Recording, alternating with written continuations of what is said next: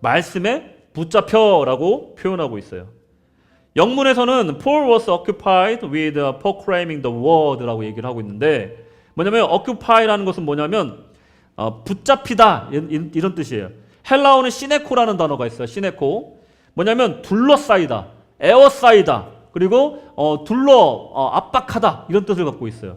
무슨 말입니까? 지금까지는 주중에는 요 정도 열려 있었고 주말에는 이렇게 말씀을 받던 거라면 지금은 그냥 말씀으로 감싸진 겁니다. 하나님의 복음으로 감싸진 상태가 된 거예요. 이게 무슨 의미가 있느냐?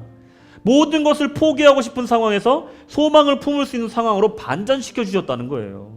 말씀 외에는 다른 것을 보지 않아도 되는 그런 환경을 반전시켜 주셨다는 거예요. 그러니까 내 상황을 하나님의 말씀으로 점령해 주셨다는 것을 말하고 있는 것입니다. 말씀에 붙잡힌 상태가 바로 이런 거예요. 목회자에게는요, 이런 환경이 정말로 복된 환경입니다. 너무 감사한 환경이에요.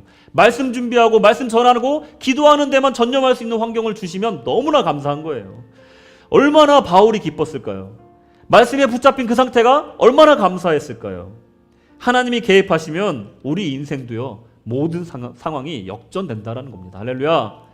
하나님의 말씀을 향한 열정과 간절한 마음을 가진 자에게 원없이 전할 수 있도록 해주는 것이야말로, 그 은혜로 둘러싸 주시는 거야말로 최고의 은혜고 최고의 감사 제목이라는 것입니다. 다른 것 보지 않고 오직 하나님의 말씀에 붙잡혀서 전하기만 하면 되는 거예요. 비등비등한 위치에서 논쟁하고 조심스럽게 권면하던 시기가 이제 지나고 이젠 당당하게 위험 있게 하나님 말씀을 전할 수 있게 된 겁니다.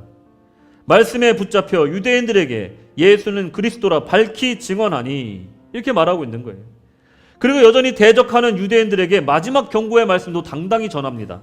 6절에 그들이 대적하여 비방하거늘 바울이 옷을 털면서 이르되 너희 피가 너희 머리로 돌아갈 것이요 나는 깨끗하니라 이후에는 이방인에게로 가리라 하고, 하나님의 국률의 말씀을 전해야 되는 이 사도가 이렇게 말해도 되는 것인가 하고 반문할 수도 있어요. 한데 하나님께서는 이 고린도에 있는 유대인들에게 기회를 줄 만큼 줬다라고 판단하신 겁니다. 이거는 바울의 판단이 아니에요. 말씀이요, 여러분 무서운 겁니다. 예. 우리의 인생은요, 예수 믿기 위한 하나의 큰 기회예요.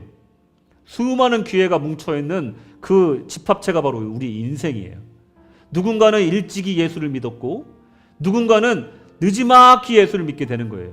근데 어떤 사람은 불행하게도 끝까지 거부하다가 불행한 일을 만나서 일찍 세상을 뜨는 사람도 있다는 거예요. 여러분, 말씀은 이렇게 준엄한 겁니다. 하나님의 말씀을 줄 때 받아야지, 줄 때 그것을 비방하고 대적하면 이 날이 온다라는 거예요. 말씀의 이 무서운 부분을 보여주고 있다는 겁니다. 바울은 먼지를 털어버립니다.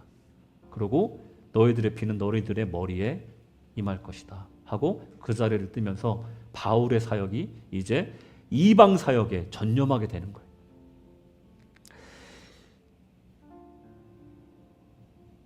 그 결과 사도행전 18장 8절에 보시면 그동안 그렇게 고대하던 그 열매들이 맺히기 시작합니다.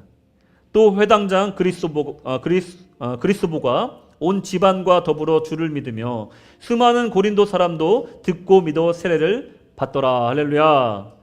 지금까지 그렇게 애쓰던 그 바울의 그 사역의 열매가 이렇게 쉽게 열리는 거예요.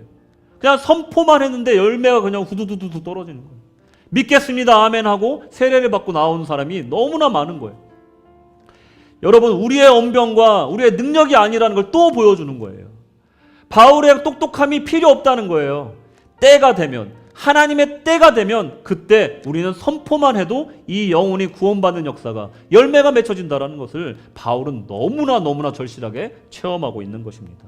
내가 힘있게 전해야 될 때는 전해야 되는구나. 또 힘을 빼야 될 때는 빼야 되는구나. 내 뜻대로 하는 것이 아니라 하나님의 명령대로 했을 때 모든 일이 주 안에서 영적으로 만사형통하는구나. 이걸 배우게 된 거라는 거예요.